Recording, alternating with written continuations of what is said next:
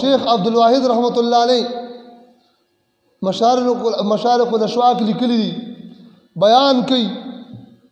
او بیان کوي اے مسلمانانو تیار شي جهاد ته الله پاک جنتونه تیار کړی دي خدای پاک حوري تیاری کړی دي داسې حوري دي غټ غټ سترګو والا چې په کوم ځای تیریږي خوشبو به کوي او د هغې په اویو جوړو کې به د هغې د بدن سپینوالی حتی د هغې د هډوکو مغز به ښکاره کېږي ډېرې عجیبه حورې الله تیار کړي حورې اشعارو کې فضیلت بیان کړ یو زنانه ناسته وه او هغه راپاڅېدله ورته وایي د دې حورو سره به نکاح څنګه کېږي وایي دې سره نکاح دا چې د الله په لار کې جهاد ته وځه جهاد به وکړي چې څوک جهاد وکړي او شهید شي خدای به دا ورته په نکاح کړي وایي د دې حورو لږ نور صفت راته بیان کړه اشعار یې ورته نور صفت یې بیان کړه چې صفت یې بیان کړه ابراهیمه پاسه بچې دغه زنانه په دې لښکر کې په دې مجلس کې زوی ناست ابراهیم وایي پاسه بچې را پاڅېدو د 15 کالو ځوان دی څونه جي وایي بچې زه غواړم چې په دنیا کې ستا د نکاح په ځای ستا نکاح زه د دې حورو سره وکړم وایي شیخ عبدالواحد رحم الله ته وایي دا بچې مې والا او 10,000 دینار یې ورکړ څونه جي نن سبا 35 लाख روپۍ راځي کم از کم 35 लाख دا ورته ورکړي وایي دا به په مجاهدینو ولګې د دې حورې مهر کې مې دا درکړه او زما زوی ځان سره والا او خبردار ګورې چې واپس رانه ولي الله دې داسې میندې پیدا کړي ښه د ابراهیم میندې زمونږ کورونو کې شته امت شڼ نه دی خو د ابراهیم مور ته به جذب جهاد څوک په زړه کې پیدا کوي د هغې په غوږونو کې چې صرف خبره ولګي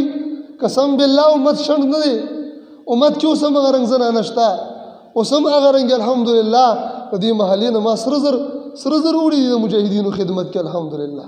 زمونږ خویندې میندې کې ایماني غیره شته خو مونږ خو چې ورته څه ووایو که نه ملا خو چې خوله کلا کړي که نه پیدا والا د ځان سره بوتله او هلته کې جهاد کې الله جل جلاله شهادت ور نصیب کړ شهید شو چې کله شهید شو قافله واپس شوه شیخ عبدالواحد رحمت الله علیه هغه ملګرو ته وایي خلک به اوس مونږ ته روزي ملاقات نه په دې کې به د ابراهیم مور مي ګورې خبردار د ابراهیم مور خبر نه کوي هسې نه چې دا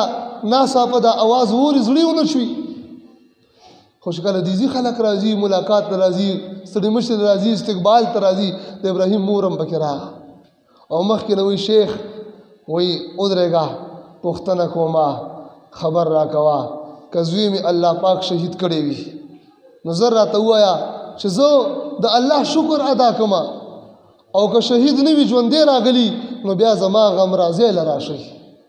تاسې ایمان د الله مو ته نصیب کړي وایي مبارک شه خورې ستا زوی الله پاک قبول کړه او ستا 10,000 روپۍ مهر الله واخېسته او هلته به اوس جنت کې د حورو سره ملاقات کړي نکاح وشوله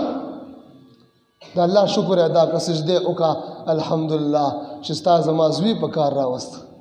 او بیا کله لاړه سبا راغه د واعظ او د نصیحت حلقه لګېدلې ده او شیخ عبدالواحد ته وایي شیخ وایي مبارک شه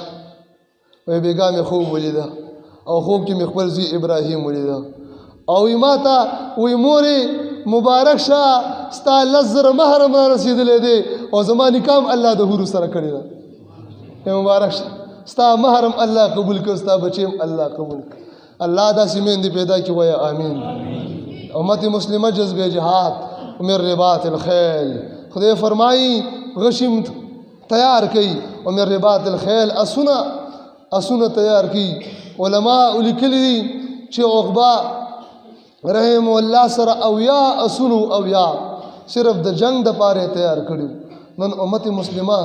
محترم قانون به مونږ جنگ راشي تماشه زه نه پیژنم ټوپک طریقه نه راځي د منډې طریقه نه راځي د دشمن چال مونږ نه پیژنو نو مونږ به څه کوو زمونږ د فتوی مطابق او د مجاهدینو د فتوی مطابق خو جهاد په ټوله دنیا داسې فرض دی د خدای په ذات مې د قسمي لکه څنګه چې اوس د جمعې لمونځ په موتا باندې فرض دی نو تربیت هم را باندې فرض دی نو تربیت به کوو که نه به کوو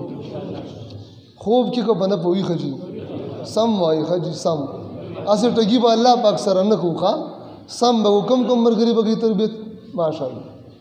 الله تعالی قبول فرمائے الله تعالی دې قبول کړي الله دې قبول کړي ان شاء الله خدای به مقبلي ان شاء الله او دا لار ده لنډه لار ده ان شاء الله الجهاد مختصر طریق الجنه رسول الله مبارک فرمایي جهاد د جنت ډیره لنډه لار ده لنډه بار مدرسې به جوړې او طالبان دې زړه خوراک به علمونه به کې او نور د دین کارونه ډیر زیات مطلب په ډیر اوږده او ناګومان باندې راتاوېدل دي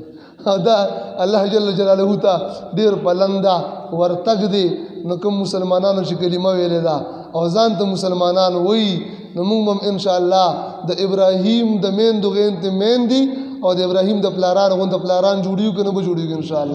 ان شاء الله جوړیږو به کریم رب دې موږ تاسو ټول د عمل توفیق نصیب کړي واخر دعوانا ان الحمد لله رب العالمین